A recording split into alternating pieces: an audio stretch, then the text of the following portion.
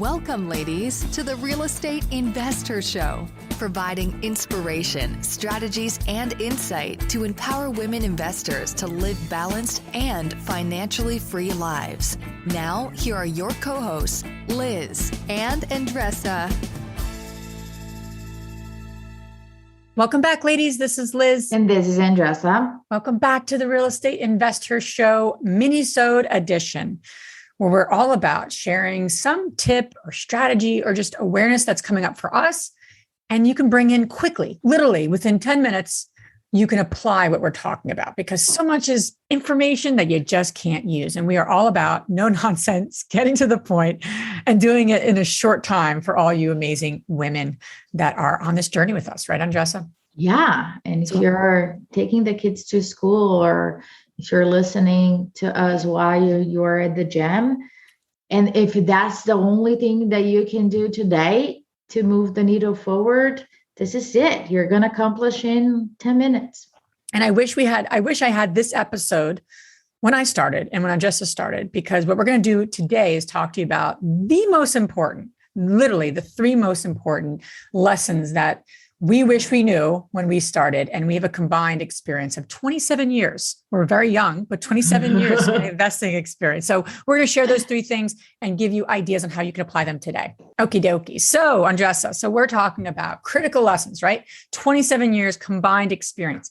And we're always growing. We're always learning. You know, we are active investors as well. We have a lot of experience in XYZ areas, from multifamily short-term rentals, all construction projects Andressa and I have done together, separately, and everything in between. And we're still learning, and we're still growing, and we're still active in the market. So these lessons come in a very sincere way because we wish we would have known them. So the first one, I'll start it out. We're going to kind of both share our thoughts on this. So, you know, I don't know about you, Andressa, but Matt and I got started very, I don't want to say haphazardly, but we just got started and said, you know, we took some courses and said, we want to buy a duplex, you know, and the amount of market research that we did was fairly minimal, you know, and even just, you know, having a pulse, as we like to say. And that's the first lesson, is having a pulse with what's happening globally, what's happening nationally, what's happening locally, because we all know real estate's hyper local, but you can't dismiss what's happening in the world as well. And I'm not saying to be an economist, because I don't think I am, nor do I want to be, but you need to have a finger on the pulse. You need to know what's going on. You know why you need to know what's going on? Because you want to figure out, how do you thrive in what's going on? And that's really, really important. And I wish I thought about or knew when we got started and we were growing our portfolio. So here's what I mean specifically, is that what's going on now, right? In terms of recession, market slowing down, or market, you know, depending on what niche you're in, it may not be slowing down. Days on market, it may be increasing in certain niches, right? We can make the long list of actually how it's translating in real estate. Money might be tightening up in a traditional sense, right? There being a little more scrutinous of loaning money out in some for some banks and some institutions. Again, not going to list all those things, but what's happening in your local economy, and what you want to do is say, okay, how can I thrive in today's economy? What is a problem that I can solve? Because that will never go out of business, or never go out of style, I should say. You always have to, if you're solving problems, regardless of the economy, you're going to do very well in this business. But if you're always like, I want to buy a duplex, and then it's like in a vacuum. Yeah, that's a great idea. But how does that solve a problem in where you are? And is that even going to be something that's necessary, or is it not? So that's what I have for that piece. And Andressa, what's your perspective on that? You know, although we don't have a crystal ball about what's going to happen, and we have different theories, and we're guessing, basically.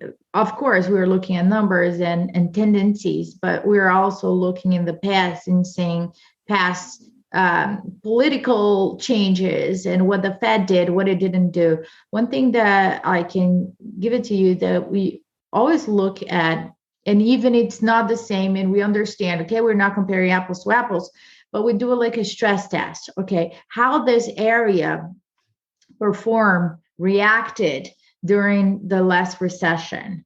And then you can see what happened there. Certain areas, it barely changed. The curve barely had any type of of move. And that you can look at past recessions. And that's the same thing. I'm not saying that that's what's going to happen. I'm going to say that you should consider that pattern as part of your evaluation. And I think that's always valuable to see what's happening in the local market. Yeah, absolutely. So the second one is all about leverage. We all talk about other people's time, other people's money, for so long. And when we were growing our investing portfolio, we were doing so much ourselves. And it's a tendency. Some people may not do that. I can just speak personally. So often we think about money. We leveraged money. We were very good at that, me and my husband. But we weren't as good at the beginning, leveraging other people's time, other people's resources, cutting the learning curve down. And again, depends on when you're in this business, right? What stage of life you're coming into this business. Are you in your 20s, 30s, 40s, 50s, 60s, 70s? That answer might be different. We were in our 20s. So I just say leverage from a time perspective, resources perspective, skills, experience. And at the same time, you want to leverage some areas. You don't want to over leverage yourself. Because if you over leverage yourself, again, you're going to burn out, and then you're, so both have to happen where you're leveraging other people, other resources, other team members, other fill in the blank. And at the same time, being really, really protective and mindful of your own leveraging, because you can get burnout, and that's what you want to avoid. So what are your thoughts there? Everybody starts as a solopreneur, right? Unless you met somebody at a conference, you have both like yellow, and at the end of the conference, you already picked the name of your LLC, and then, this is amazing, right? And then you went through. Don't use my term amazing. I love that word. Right? It's always but what I'm saying is that I'm not saying how can I leverage if I am the only one doing this? What we are asking you is that you put in your plan, that's your goal, to do not be the only one doing it, to do not get addicted to being the only one doing it and thinking about it. And if you're like, but how? Okay, who, not how. Read the book. Starts there. I don't want you to let the I don't know how hold you back. When you say, I don't know how, I want you to encourage you to be curious. So who does know how to do this? And then you just copy. You don't need to reinvent the wheel. I wish I have done this a long time ago. Instead, what I did is that I needed to master, to understand every single thing, to own it. Listen, I use this term very often. Who owns this? Right? You have several buckets, and then who owns this? I had the desire to own it, to understand it. No longer have that. I think that came with age and became more, became wiser in that sense. But I encourage everybody that is getting started. It says, okay, you really need to understand what are your core genius, and that's what you're going to work on. Everything else you're going to leverage, automate. Somebody else is going to do it, but not you. If you have your procrastination list, and that is in your list for more than 6 months, it's likely that you're never going to do that. So stop torturing yourself and start figuring it out. Okay, how can I have somebody to do this for me? And just let go. You do not need to have years of experience in order to gain the right to do it. You're not defined by the amount of hours that you work in your business. You're not defined by the number of properties that you own. Okay. Women talk a lot about generational wealth, right? And I want you guys to understand that you're building a business. And in order for that to happen, in order for that generational wealth to happen, a lot of the foundation needs to be there. Which comes to our third and last tip, which is putting in place systems and processes, which is one of my love languages, too. It's not my love language, but that's okay. Right? So, but it's critical. It's critical, and it's important.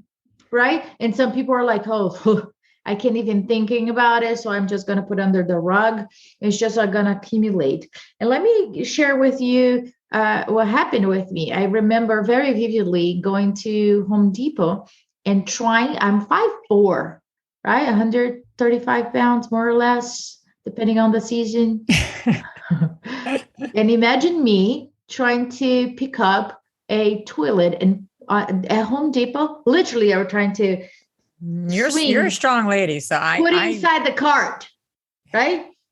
And I was picking up finishes for the contractors because I was pissed off that they got the wrong finishes. So I was going there by myself, and then I paid for everything and waited for them outside. And I thought, this is amazing. It's going to save me a lot of time. Thinking about that, I was like, what's going on here? Right. And then you start scaling and it's like, I actually shouldn't be doing this at all. This is a freaking waste of my freaking time here. I should be doing something else. And then I got very, very anal per se to create systems and process. So here's the rule. If you have to do something twice the same way, you should have a standard operating procedure for that. You are not able to scale if you don't have systems and processes in place. But here's the biggest mistake that many entrepreneurs make. They think that they are the ones that need to create it.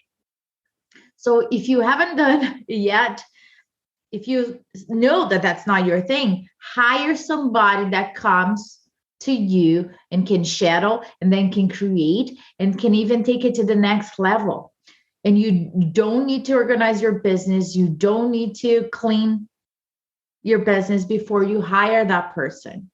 I cannot emphasize enough how much time is wasted in the business, how much it's costing you for not having standard operating procedures and processing in place. I have allergy to manual things that could have been automated.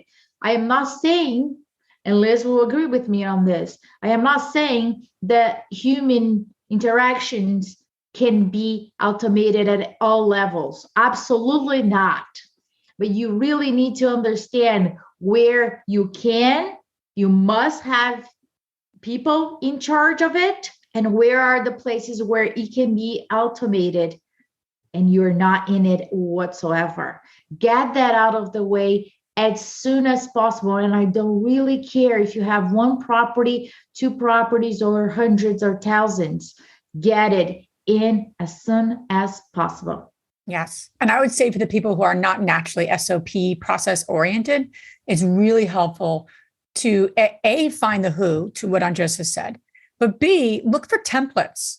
Look for other things that you can just use, like plug and play. You don't have, I think it overwhelms people who are not that way to create it because it takes so much mental energy. I know personally, but it's not that you have to create it.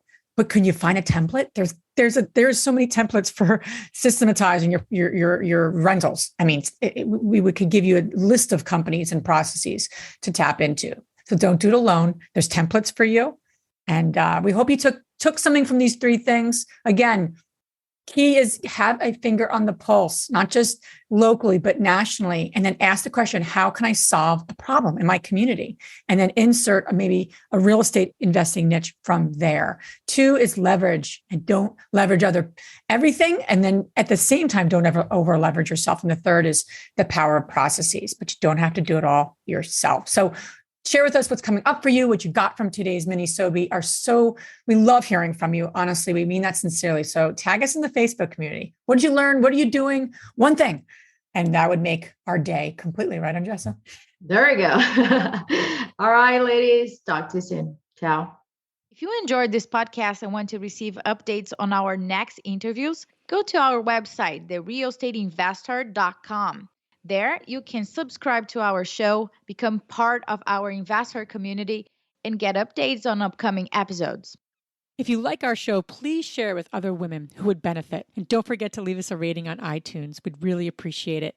And as always, we encourage you to take one action as a result of today's show and put it into motion so you can live both a financially free and balanced life. Thanks for spending time with us.